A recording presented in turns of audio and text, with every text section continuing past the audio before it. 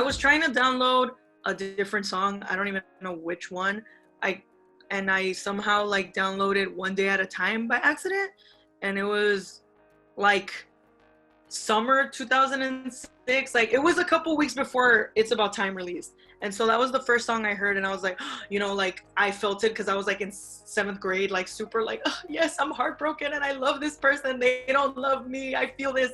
So I looked them up, and then that's when I found their YouTube, and that's when they were still doing like all those little skits and stuff, and like 1 week our album comes out, woo, all that stuff, and I was like, oh my god, on top of their good music, they're hot, what is this? So I like searched them up, and then like literally from there was no going back ever. And that was like what, 14 years ago? Ugh, and now here I am, still super obsessed. So for me, it's like always been Please Be Mine, just because like it's so like, oh, it's so cute, it's so pure. That's like my favorite song like ever, like not just Jonas Brothers song, favorite song ever. But like I think it's because it has a lot of meaning in the sense that like that's kind of what started them.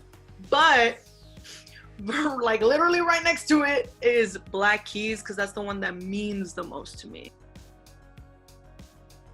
Oh my god. So that one literally, it happened so fast.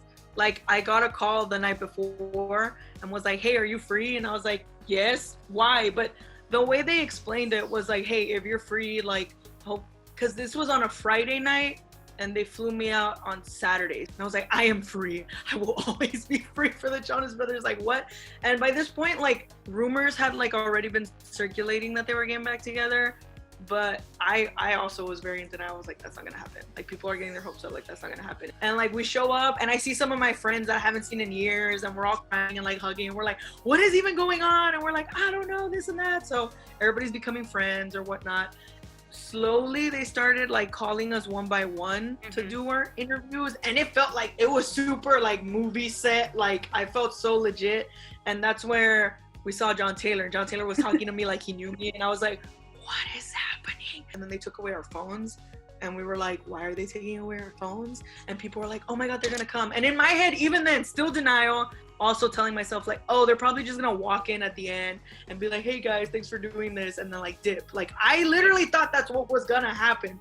Then they put us all like together, and they described it as a town hall meeting. We were all just spilling our tea, telling each other like fun stories, sad stories, like how they've gotten us through things, how they've like, they're the reason we have a lot of friends that we have now and whatnot.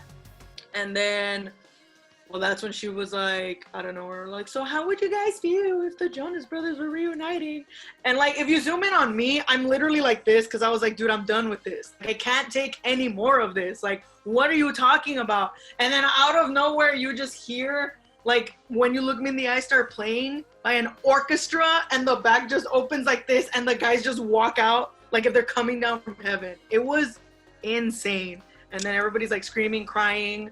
That's when they sat down and told us that like they heard all of our stories. So we found out that they were there all day, and they were in the back listening to all of our interviews the entire time. So we were all like, no.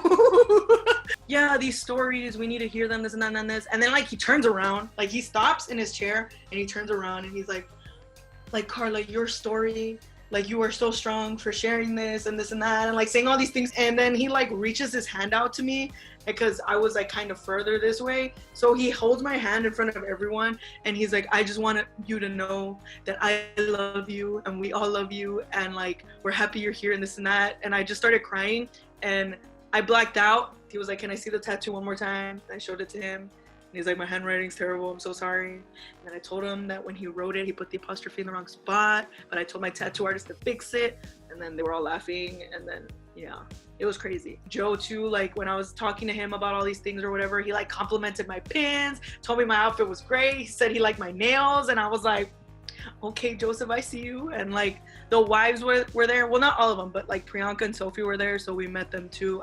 Yeah, it was honestly like the best day of my life, hands down. That's why I got it tattooed, and I literally thought nothing would ever top that. And then Nick had to go do what he had to do. Somebody contacted me in December telling me like, oh, hey, we have like this really cool opportunity with you if you have a time to chat. So like when I got on the phone with this, it was like a producer of a TV show, and she was telling me how they were doing this show about where they told me they were going to call it the Great American Project, and they were going around the US thanking like good people. And I was like, I haven't done anything. Like, what do you mean? Like, who nominated me? I'm confused because they told me somebody nominated me, I get to nominate someone, and like that's it. Like, they didn't really give me any context. So from December all the way to January to like 2 days before I left to LA, I was still like, this isn't real. This isn't happening. I go to LA and I'm there, and I hang out with like some of my Jonas friends from LA. In the very beginning, I thought it had to do with the Jonas Brothers because when the producer hit me up, she said like, oh, this is good for your love of music. But then like as it went on, I was like, this has nothing, like I'm confused. Like, what does this have to do? So like Jonas Brothers was very out the window. Then the day came, I was still freaking out. It still didn't feel real. I sent my location to my friends back home, and I was like, they're taking away my phone. This is the last place I've been at. Like, I'm scared. I don't know what's gonna happen. Like, blah. In the middle of taking pictures, I didn't think I was gonna get surprised by anybody. And then that's when this man walks in, and I didn't even see him. I just heard his voice, and I was like, no, like, there's no way. And I walked the other way because I was like, who? What? Like, what are you doing here? And then even as that was going on, I still thought, okay, part of my present is here. We're surprising you with Nick Jonas because you're a big fan. He's sitting in front of me, and I think you can kind of see it in the Quibi episode where I'm like laughing because I'm literally like, what is happening? Like, what are you doing? Like, I don't understand what's going on. And because he sits down and he just starts talking to me about like me and him and like my journey and everything I've shared with him and everything I've shared with the world and like how much I mean to him and that like I inspire, like these things are coming out of a Jonas Brother that like I've been following for 14 years, and I'm like, what is happening? After already telling me all these amazing things, he's like, oh, so I have a gift for you, and he pulls the bag back out. I didn't even know how to open it. They didn't show it, but he had to help me open it because I didn't know how to open it, and it had like Velcro and like 4 different flaps and stuff. And when I moved the first flap, all I saw was like 2 stacks of money, and like I didn't know how much it was, but that's when I instantly started crying because I froze, and that's when I was like, what is this? And then like I opened the whole thing and I saw like how much money it was, and in my head I was like, this has to be like at least $5,000. Like that's where my head was at. I'm crying and I'm looking at it in disbelief, and he just goes, so this is $100,000. And I was like, what what do you mean it's $100,000? Why are you giving this to me? I don't understand. And yeah, that's when he explains like, oh yeah, like this is the gift of gratitude, and like you get to give half of that money to somebody else. So then I start crying more because I'm like, oh my God, I'm gonna give Mr. Lerma $50,000. Then I just start crying because I literally flew to LA with negative $66 in my account because I had no money and I had just had a breakdown. I was like donating plasma to just get by. I did that for a whole like 2 months.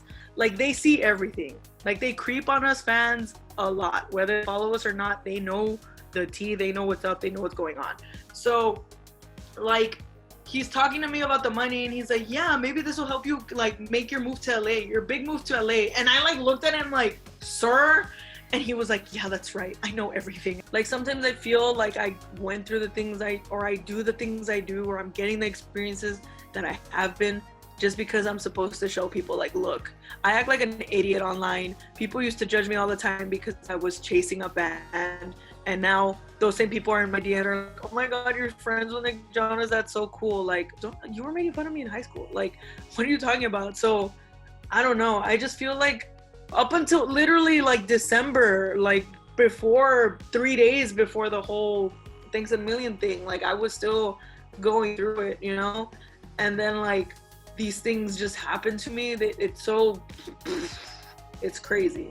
So I don't know. I just want people to not be scared, to be themselves.